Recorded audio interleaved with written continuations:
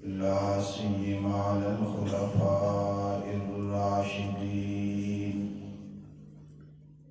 المهديين،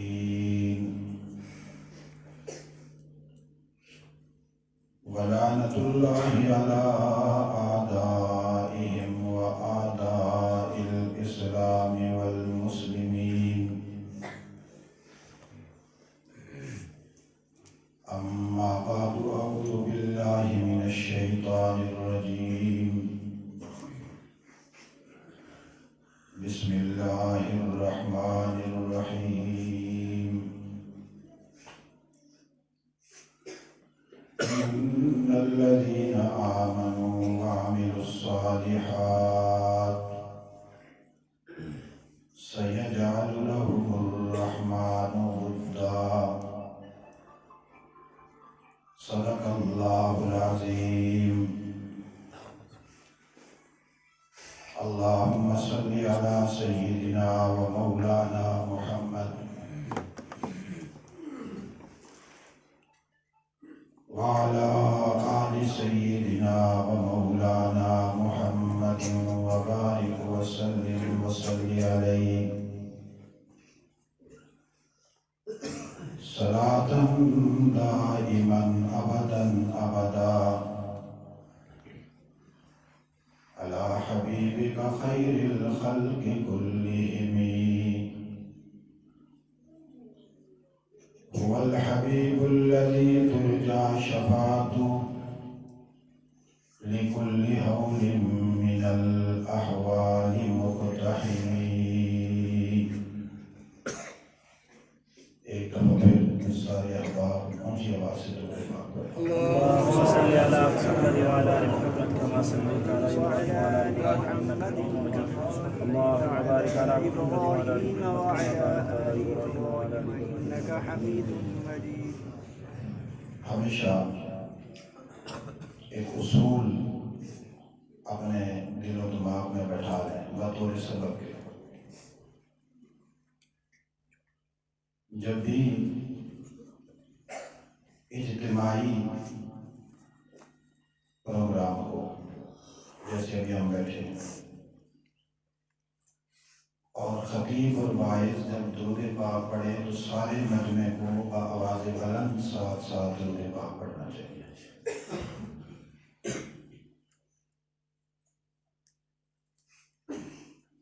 اور اس کے بہت سارے فوائد ہیں. ان کی رہی کبھی تو اس حوالے سے آپ حضرات سے بات کروں گا، لیکن اس وقت اتنا ہی یاد رکھیں کہ اجتماع میں اور اجتماعی مجالس میں اللہ کا نام بھی اونچی آواز سے لیا جاتا ہے، رسول اللہ صلی اللہ علیہ وسلم کا نام بھی اونچی آواز سے لیا جاتا ہے، اور درود پاک بھی اونچی آواز سے پڑھا جاتا ہے. اللہ رب العالمین ہم سب کا درود پاک پڑھا ہوا اپنی بارگاہ عالیہ میں قبول و منظور فرمائے. آج کی جو یہ روحانی اور اصلاحی نشست ہے، جس کا اہتمام اور انتظام حضرت مولانا جمیل صاحب نے اور ان کے ساتھ ان کے تمام دوست احباب نے ترتیب دیا، اللہ رب العالمین کے دربار لجپال میں دعا ہے وہ اسے اپنی بارگاہ عالیہ میں قبول فرمائے.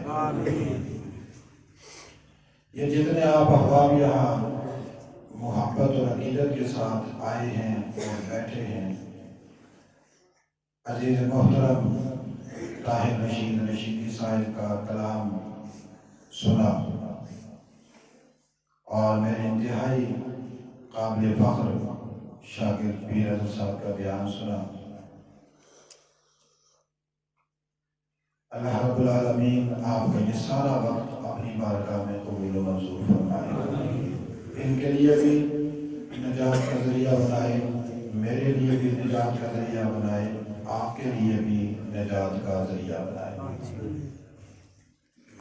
مختصراً 2-3 باتیں میں درساً آپ سے عرض کروں گا اور اس کے بعد ذکر کریں گے، چونکہ وقت کافی زیادہ ہو گیا ہے اور نماز بھی آپ سب احباب نے پڑھنی ہے، ذکر بھی ابھی کرنا ہے۔ 2-3 باتیں جو میں عرض کروں گا اس کو بڑی گہرائی سے آپ نے سننا ہے اور سمجھنا ہے۔ جو آیت میں نے تلاوت کی اس کا میں ترجمہ کرنے لگا ہوں۔ ان الذین آمنوا وعملوا الصالحات، بے شک وہ لوگ جنہوں نے ایمان لایا، وعملوا الصالحات اور نیک اعمال کیے، سیجعل لہم، یقیناً اللہ ان کے لیے بنا دے گا، سیجعل یقیناً بنائے گا، لہم ان کے لیے، الرحمن رحمان، ودا محبت، ودا ودا ودا محبت، کیا بنائے گا؟ محبت۔ کون بنائے گا؟ رحمان۔ کون بنائے گا؟ رحمان۔ جی آواز سے، کون بنائے گا؟ رحمان۔ رحمان بنائے گا، ودا محبت، کن کے لیے بنائے گا؟ ان الذین آمنوا وعملوا الصالحات، وہ لوگ جنہوں نے ایمان لایا، وہ لوگ جنہوں نے ایمان لایا، وعملوا الصالحات اور اعمال صالحہ کیے۔ 2 چیزیں ہیں اس میں۔ پہلی چیز ہے ایمان اور دوسری چیز ہے اعمال صالحہ۔ ایمان کیا ہے؟ ایمان کی مختصر اور جامع تعریف میں آپ کو یاد کروانا چاہتا ہوں۔ ہمارے پیارے نبی حضرت محمد صلی اللہ علیہ وسلم جو دین لے کر آئے اس پورے دین کو اسی طرح ماننا جیسے رسول اللہ لے کر آئے، یہ ایمان ہے۔ آپ صلی اللہ علیہ وسلم جو دین لے کر آئے اس پورے دین کو، اس پورے دین کو اسی طرح ماننا جس طرح رسول اللہ صلی اللہ علیہ وسلم لے کر آئے۔ اگر کوئی آدمی آپ صلی اللہ علیہ وسلم کے پورے دین کو نہیں مانتا تو وہ مومن نہیں، اور اسی طرح نہیں مانتا جیسے رسول اللہ لے کر آئے تب بھی وہ مومن نہیں ہے۔ مومن تب ہوگا پورے کے پورے دین کو اسی طرح مانے گا جس طرح رسول اللہ صلی اللہ علیہ وسلم لے کر آئے اور آ کر صحابہ اکرام کو دیا۔ کس کو دیا؟ اونچی آواز سے، کس کو دیا؟ صحابہ اکرام۔ اور اسی طرح ماننا جس طریقے سے صحابہ اکرام نے رسول اللہ صلی اللہ علیہ وسلم کے سامنے مانا۔ کس کے سامنے مانا؟ رسول اللہ صلی اللہ علیہ وسلم کے سامنے مانا۔ حضور نے جیسے دیا صحابہ اکرام نے ویسے مانا، صحابہ اکرام نے ویسے مانا، جتنا حضور نے لایا اتنا مانا، جیسا حضور نے لایا ویسے مانا، جس طرح رسول اللہ نے لایا اسی طرح مانا۔ ایک لمحہ بھر کے لیے بھی اپنی طرف سے اس میں نہ کوئی اضافہ کیا نہ کمی کی، اور نہ ہی اپنی رائے کو اس میں داخل کیا۔ فرمان رسول، قول رسول، عمل رسول، فعل رسول، تقریر رسول، حدیث رسول تعلیم رسول جس طرح رسول اللہ صلی اللہ علیہ وسلم کی ان کے ہاں پہنچی انہوں نے سنی اسی طرح مانا۔ ہمارے لیے بھی مومن ہونے کے لیے ضروری یہ ہے کہ ہم اسی طرح اس کو مانیں جیسے کہ صحابہ اکرام نے رسول اللہ سے سن کر مانا۔ ماننے کے بعد پھر اس پورے کے پورے دین پر عمل کرنے کو کہتے ہیں اعمال صالحہ۔ پورے کے پورے دین پر عمل کرنے کو کیا کہتے ہیں؟ اعمال صالحہ۔ وعملوا الصالحات، وہ لوگ جنہوں نے صالحات نیک اعمال کیے۔ گویا ایمان اور عمل صالح جو ہمیں دو الگ الگ چیزیں نظر آتی ہیں، حقیقت میں یہ دونوں ایک ہیں۔ حقیقت میں اونچی آواز سے ایک ہے۔ سارے کے سارے دین کو ماننا اسی طرح جیسے رسول اللہ نے دیا اور صحابہ اکرام نے مانا، یہ ایمان ہے۔ اور سارے کے سارے دین پر اسی طرح عمل کرنا جیسے صحابہ اکرام نے کیا، یہ عمل صالح ہے۔ بات سمجھ میں آ گئی؟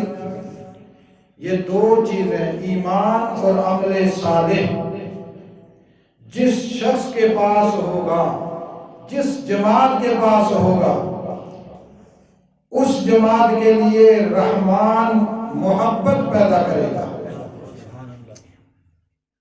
معلوم یہ ہوا کہ اکیلا ایمان کافی نہیں جب تک کہ عمل صالح نہ ہو،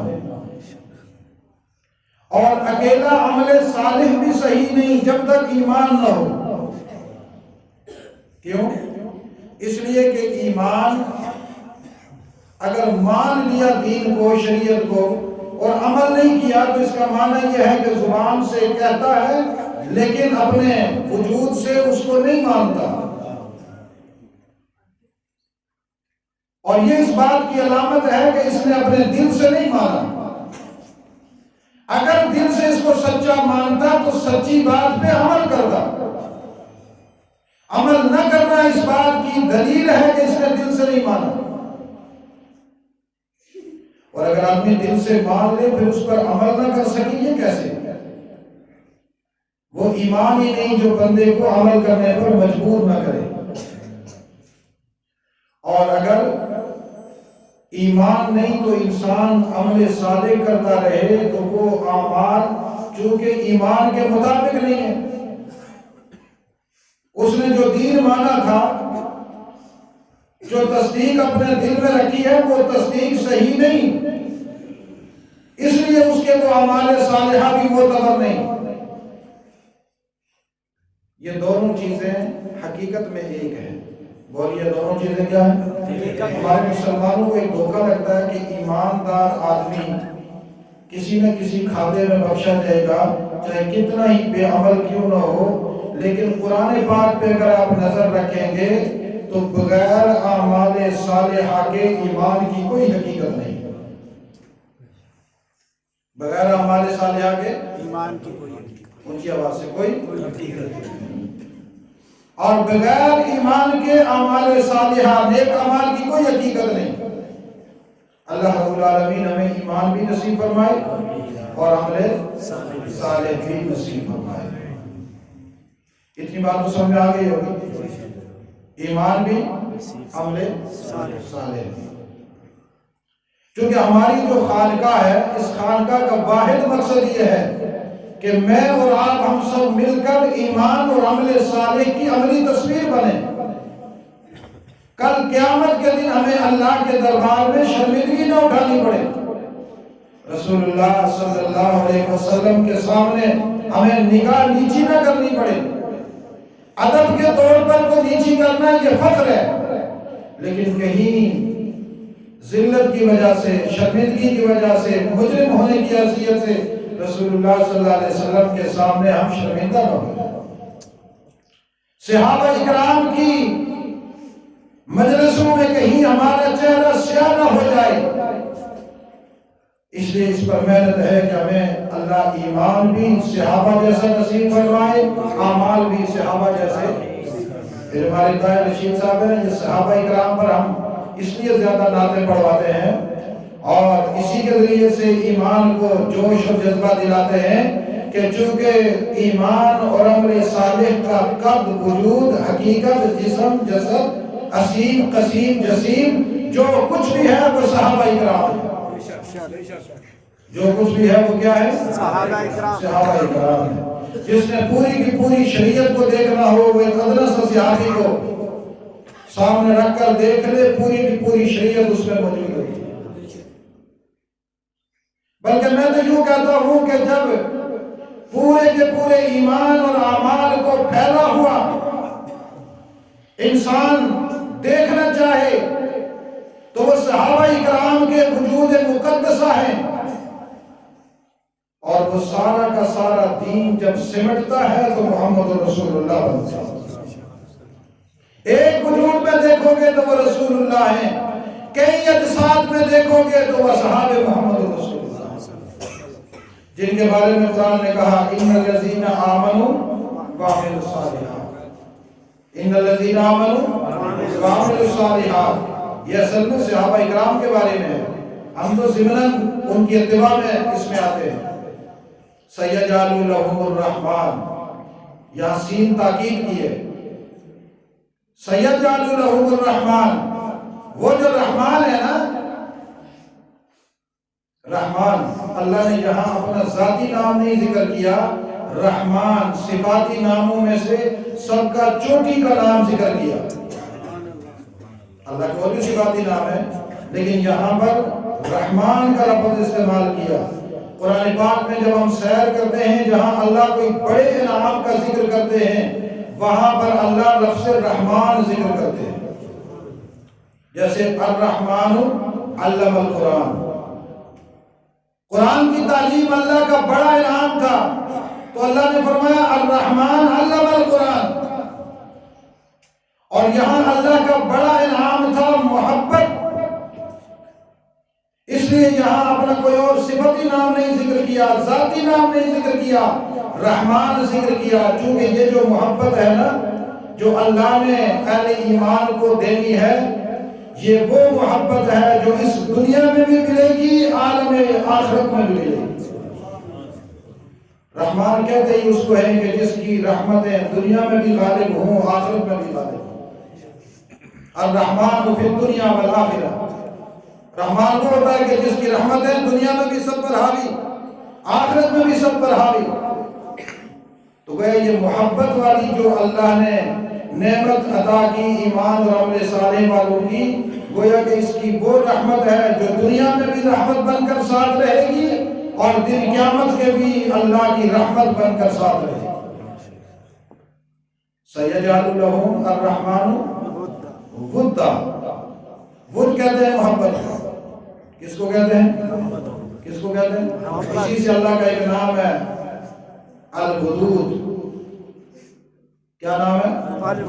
الودود، یا ودود یا ودود یا ودود یا ودود، الودود محبتوں والی ذات، کس والی ذات؟ کس والی ذات؟ محبتوں والی۔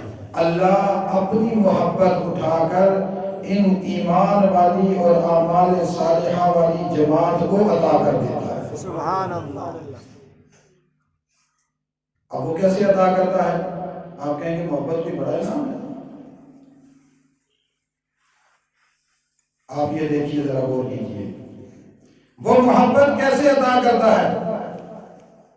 یہ جو ایمان والے لوگ اور اعمال صالحہ والے لوگ ہوتے ہیں ان کو جو چیز پسند ہوتی ہے، جو بھی ان کی محبوب چیز ہوتی ہے، اللہ اس ایمان اور عمل صالح کے بدلے میں دنیا میں بھی عطا کرے گا، آخرت میں بھی عطا کرے گا۔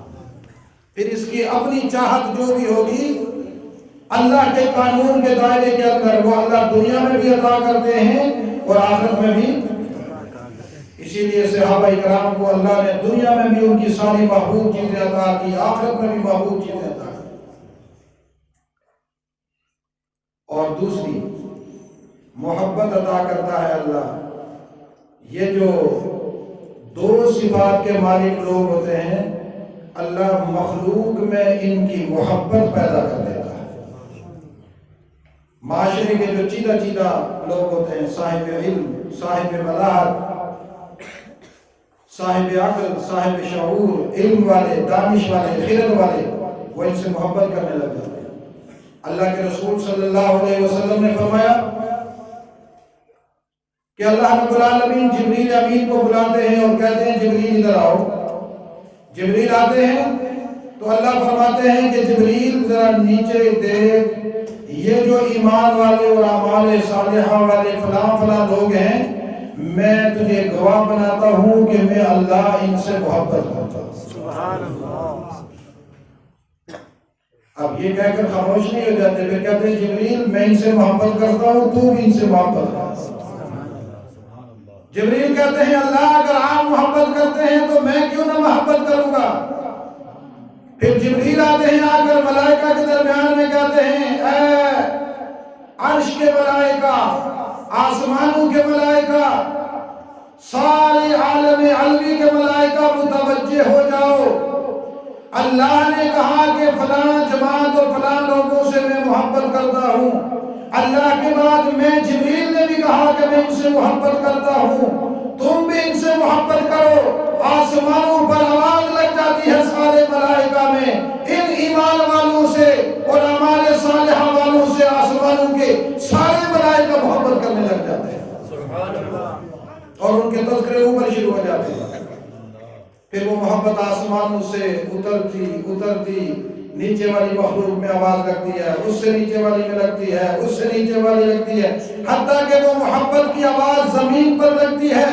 زمین کے رہنے والے عظیم الشان لوگ بھی ان سے محبت کرنے لگ جاتے ہیں. زمین پہ رہنے والے بھی ان سے کیا کرتے ہیں؟ اونچی آواز سے کیا کرتے ہیں؟ محبت کرنے لگ جاتے ہیں. اور اللہ نے یہ تصویر دنیا میں دکھلائی صحابہ اکرام کی. تاریخ کے ابواب میں صحابہ اکرام کا جہاں تذکرہ ہے وہاں یہ لکھا ہوا نظر آئے گا کہ جہاں صحابہ اکرام جس بستی سے گزرتے تھے، عیسائی قبائل اور عیسائی جماعتیں، عیسائی مذہب سے تعلق رکھنے والے میدان میں کھڑے ہو کر صحابہ اکرام کا استقبال کیا کرتے تھے اور ان کے چہروں کو دیکھ کر کہتے تھے محمد خاتم النبیین کے غلام آئے ہیں، ہم تمہیں مانے یا نہ مانے ہمارے دلوں میں تم آباد ہو، ہم تمہیں سلام پیش کرتے ہیں. اور صرف یہی نہیں کہتے تھے، اکثریتی جب صحابہ اکرام کے چہروں کو دیکھتے ادھر استقبال کے لیے آتے، ان کے چہروں کو دیکھتے ہوئے کہہ دیتے تھے جس محمد کے یہ غلام ہیں ان کے کہے بغیر ہم اس محمد کا کلمہ پڑھتے ہیں. کیوں؟ پھر اللہ اہل زمین پر محبت پیدا کر دیتا ہے. اور مصر میں جب صحابہ اکرام داخل ہوئے، تاریخ مصر کو کھول کر دیکھ لیجئے، مصر کی سرزمین گواہ ہے.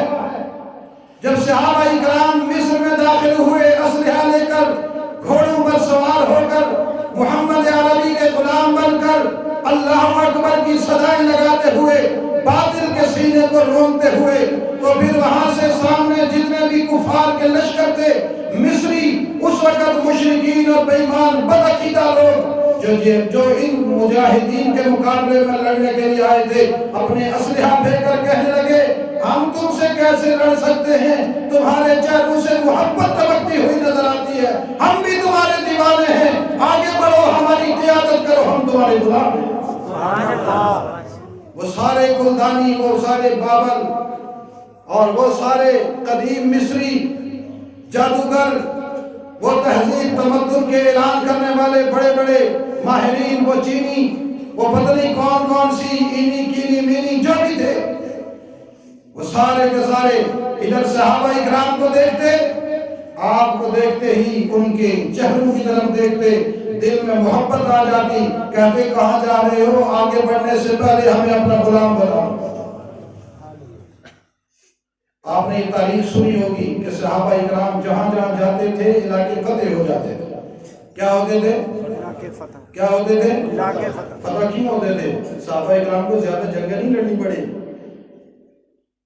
جب آپ صلی اللہ علیہ وسلم دنیا سے رخصت ہو گئے، اس کے بعد جب علاقے فتح ہوئے، حضرت صدیق اکبر کا دور ہے اور حضرت عمر کا دور ہے، عثمان کا دور ہے، علی کا دور ہے، حسن بن معاویہ کا دور ہے، حسن بن علی کا دور ہے، معاویہ بن ابی سفیان کا دور ہے، علاقوں کے علاقے فتح ہوئے، جنگیں بہت کم ہوئی، زیادہ علاقے صحابہ اکرام کی اس نگاہ مستی سے فتح ہوئے جن میں ایمان بھی نظر آتا تھا اور اعمال صالحہ بھی نظر آتا تھا۔ اور جہاں پڑاؤ ڈالتے وہاں سے آگے بڑھتے تو وہاں کے رہنے والے لوگ دھاڑے مار مار کر روتے، کہاں جا رہے ہو فرشتہ صفت انسانوں، تمہارے سجدے بھی کمال کے، تمہاری آذانیں بھی کمال کی، تمہاری نمازیں بھی کمال کی، تمہاری گفتگو بھی کمال کی، تمہاری باتیں بھی کمال کی، تمہارا اسلحہ بھی کمال کا، تمہاری ساری باتیں کمال کی، دن میں دیکھو با کمال نظر آتے ہو، راتوں میں دیکھو با کمال نظر آتے ہو، تمہارے چہرے کی طرف دیکھو تو دن بھی با کمال نظر آتے ہو،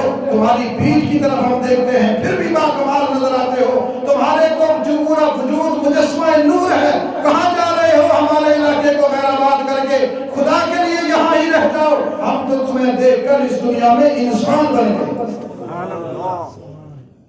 سیجعل لهم الرحمن ودا، سیجعل لهم الرحمن ودا، اللہ ان کو محبت کا مرکز بنا دیتا ہے۔ اور آج جو دنیا میں ہمارے ماحول معاشرے میں اختلاف ہے، لڑائی ہے، جھگڑا ہے، دھندا فساد ہے، اس کی بنیادی وجہ یہ ہے کہ نہ ایمان ہے نہ اعمال صالحہ ہے، نہ ایمان ہے نہ اعمال صالحہ ہے۔ آپ مجھے سچ بتاؤ، جس بندے کے پاس ایمان ہوگا وہ کبھی کسی سے جھگڑے گا؟ وہ کسی سے ناراض ہوگا؟ کسی سے اختلاف کرے گا؟ جس کے پاس اعمال صالحہ ہیں وہ کبھی کسی کے بارے میں برائی سوچے گا؟ قیامت آ جائے، سارا زمانہ اس کا مخالف ہو جائے، وہ پھر بھی محبت کا پیغام دے گا۔ کیوں محبت کا پیغام دے گا؟ وہ کہے گا مجھے غصہ تو بڑا آتا ہے تجھ پر، لیکن میرا ایمان اجازت نہیں دیتا، میں چاہتا تو یہ ہوں کہ تیرے ساتھ جو کا تو کر دوں، لیکن جو میرا ایمان ہے نا یہ مجھے روکتا ہے، جا میں نے تجھے معاف کر دیا۔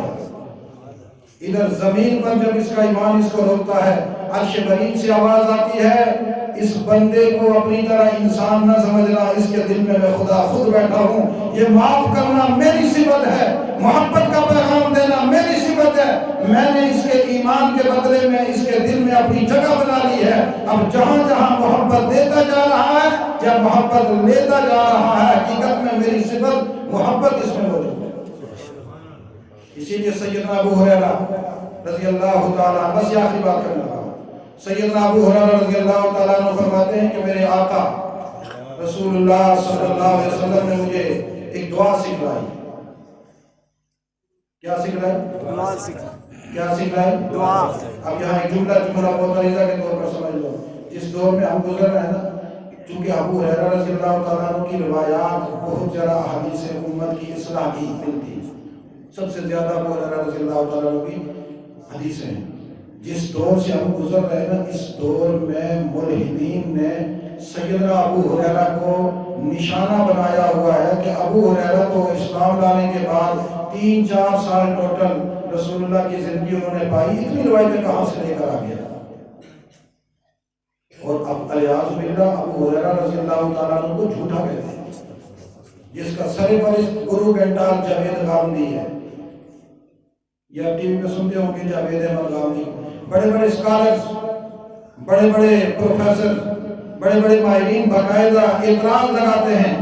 گولڈزیئر جو مستشرقین کا بہت بڑا مستشرق گرو گھنٹال ہے، اس نے یہ اعتراضات ابو ہریرہ پہ کیے، اور یہ ملحدین موجودہ دور کے سیدنا ابو ہریرہ پہ اعتراض کرتے ہیں۔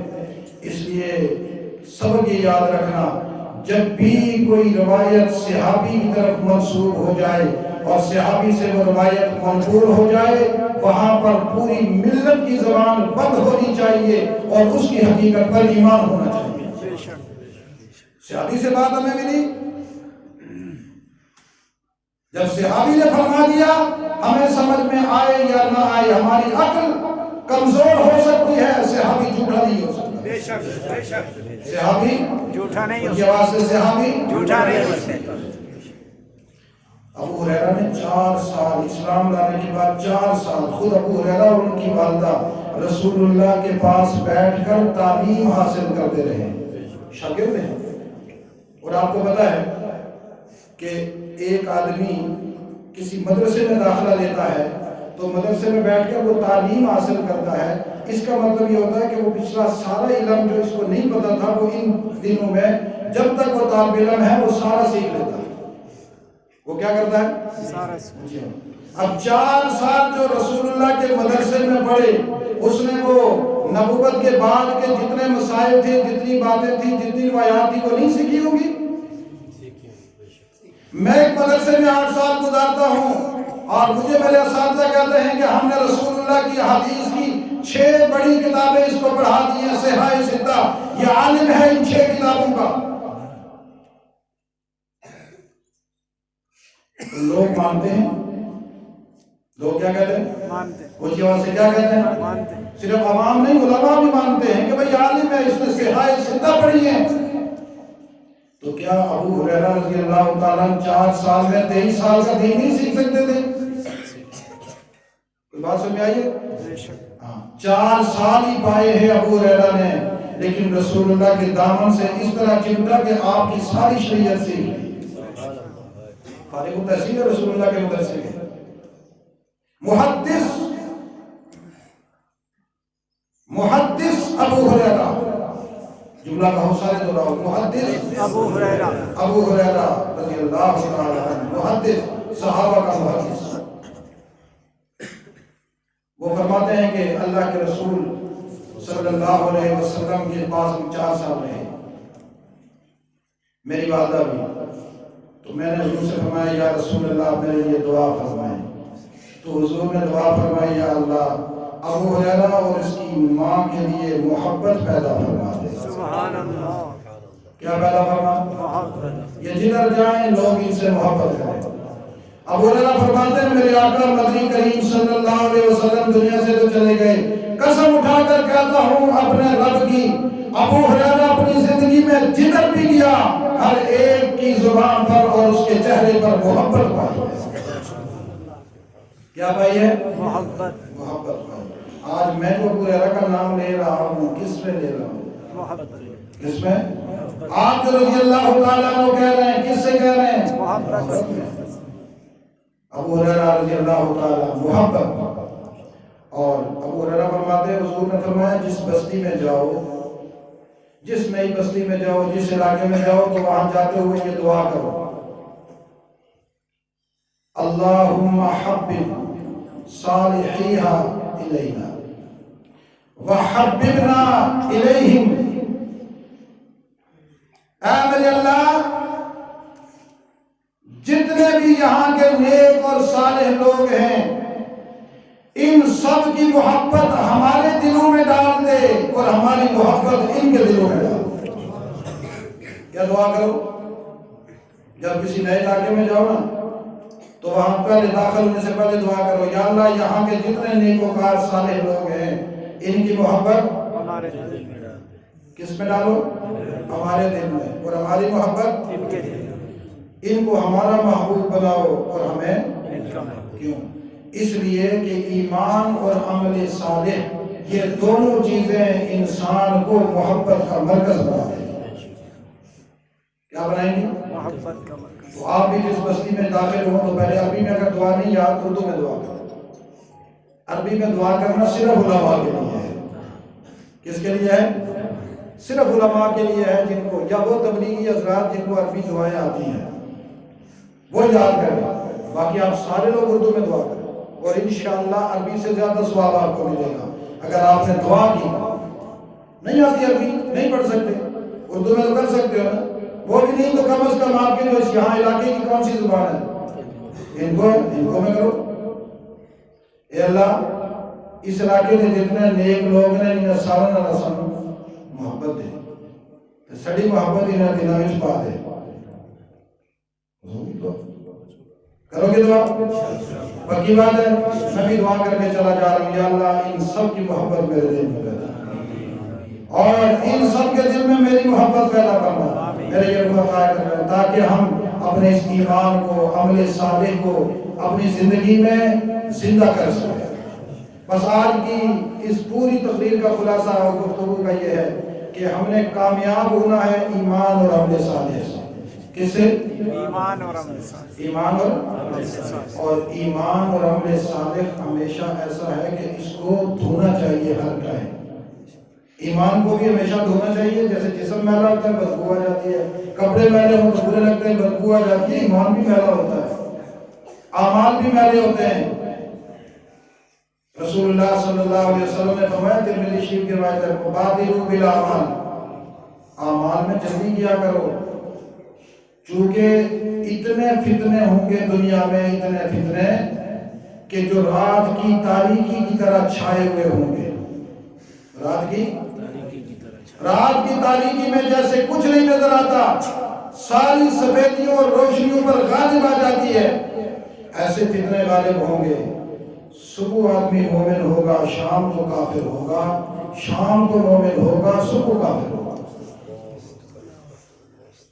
گھر سے نکلے گا مومن تھا، شام کو گھر آئے گا تو کافر ہوگا۔ رات کو مومن سوئے گا، صبح اٹھے گا تو کافر ہوئے گا۔ اور اس دور میں یہ وہی دور ہے جو میں آپ کو آخری بات سمجھا رہا ہوں۔ یہ کون سا دور ہے؟ صبح گھر سے نکلا، دن میں پتہ نہیں کتنے فتنے، ادھر بھی موبائل چل رہا ہے، ادھر بھی چل رہا ہے، ادھر بھی پیغام آ رہا ہے، ادھر بھی آ رہا ہے، ادھر بھی لوگ کھڑے، ادھر بھی کھڑے، پتہ نہیں شام تک کتنے لوگ اس دماغ کو صاف کر دیں گے ایمان سے، اور شام کو گھر لوٹے گا تو کافر اور مرتد بن کر آئے گا۔ کہیں رافضی کھڑا ہوگا، کہیں مرزائی کھڑا ہوگا، کہیں گاندھی کھڑا ہوگا، کہیں کوئی ملحد کھڑا ہوگا، کہیں زندیق کھڑا ہوگا، کہیں کوئی اور بے دین کھڑا ہوگا۔ اور رات کو جب مومن ہوگا تو صبح کافر ہوگا۔ وہ کیسے؟ بھئی یہ تو چارپائی پہ سویا ہوگا، کیسے کافر ہوگا؟ کلمہ پڑھ کے سویا تھا۔ سمجھ آ رہی یا سمجھا دوں؟ رات کو لیٹا نا، موبائل پہ لگا دیا، تھا مومن، پکا مومن، صبح ہونے تک یہ موبائل اس کو کافر کر دیا۔ واللہ میں ممبر پہ بیٹھا ہوں، میری سوچی پر کوئی ذرہ برابر مجھے شک نہیں ہے، میں بالکل واضح تسلی کے ساتھ کہہ رہا ہوں کہ یہ موبائل، یہ یوٹیوب، یہ فیس بک، یہ اس طریقے کے جو گروپس ہیں، یہ جو پورا دن رات بھی انسان پہ لگا رہتا ہے، یہ بندے کو رات میں مرتد کر دیتا ہے اور مرتد کر دے گا۔ مثال کے طور پر پوری رات موبائل پہ لگا رہا نہیں سویا، صبح نماز کا ٹائم، نماز کے ٹائم سو گیا، وہ سویا بھی الٹا ہو کر ہے۔ جتنے لوگ موبائل پہ لگے رہتے ہیں ان کو آپ صبح دیکھنا یہ الٹے سوئے ہوئے، سیدھے نہیں سو سکتے، اللہ نے کہا الٹے سو گا۔ ماں آ گئی اٹھ پتر نماز کا ٹائم ہے، سونے دے۔ وہ گئی، اس نے جا کر شوہر کو کہا بھائی نہیں اٹھا سکا، اٹھ ابو جی تھوڑا ڈنڈا لے، پتر اٹھ نماز پڑھ، نہیں پڑھتا کیا کرے گا تو؟ کہتے ہیں یا نہیں کہتے؟ میں نے خود سنے ایسے نہیں پڑھتا میں۔ مومن سویا تھا،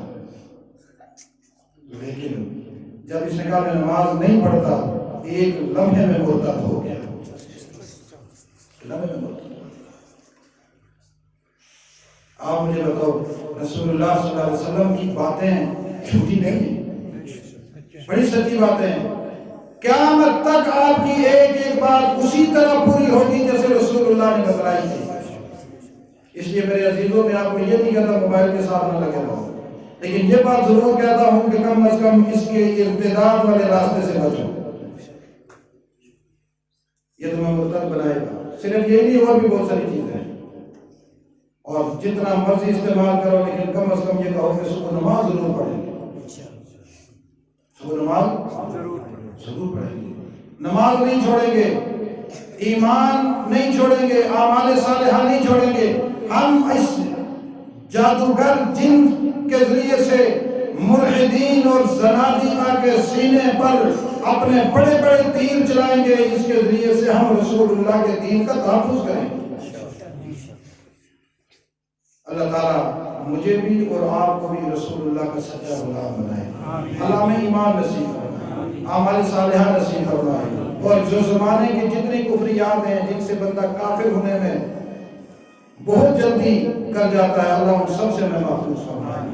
اور انشاءاللہ اگر آپ یہ ہفتہ مہینے بعد ذکر ماہانہ ایک مہینے میں ایک رات آپ وقف کریں، 2 3 4 گھنٹے، یہ آپ کے ایمان کو دھونے کے لیے، اعمال کو دھونے کے لیے، صفائی کے لیے۔